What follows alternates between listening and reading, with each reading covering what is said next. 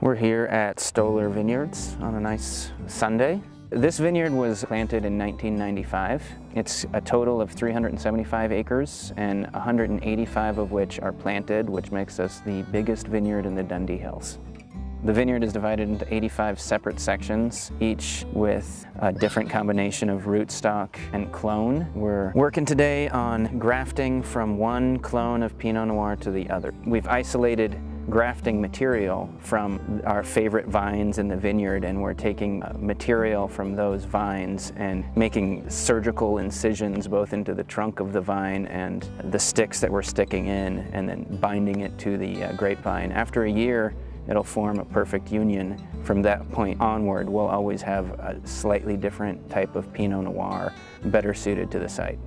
I brought in the best grafting crew from Napa. They travel internationally. It's a family operation called Angel Arias. It takes each of them about 3 years unpaid training to be able to work in the field doing this. Like I said, it's a family business, so it's only taught within the family.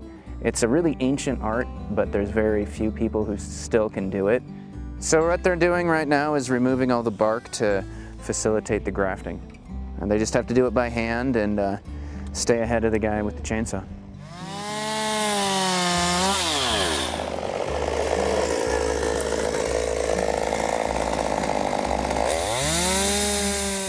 This is what we've removed from the vines. This is the fruiting section of the Pinot Noir 113 that we're removing to replace with Pommard and Wädenswil.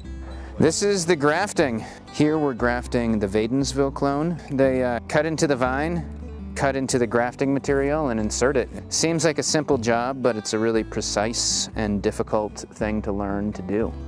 Those knives they're using are razor sharp, forged in Germany and modified in Mexico for each individual worker.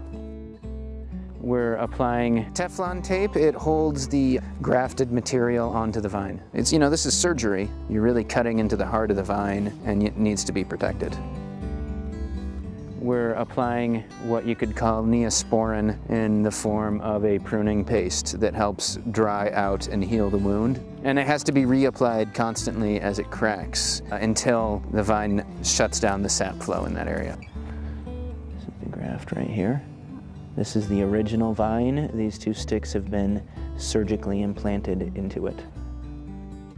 Yeah, this will take 5 total days. They work an 11-hour day straight through. We got some good weather for it, and they're really flying. They have about 6,600 vines to do while they're here. We need to follow up with these vines for the next 2 months every couple of days, making small incisions into them so that the roots don't push so much sap up that the graft unions fail. As important as the grafting crew is, the detailed follow-up work is just as important.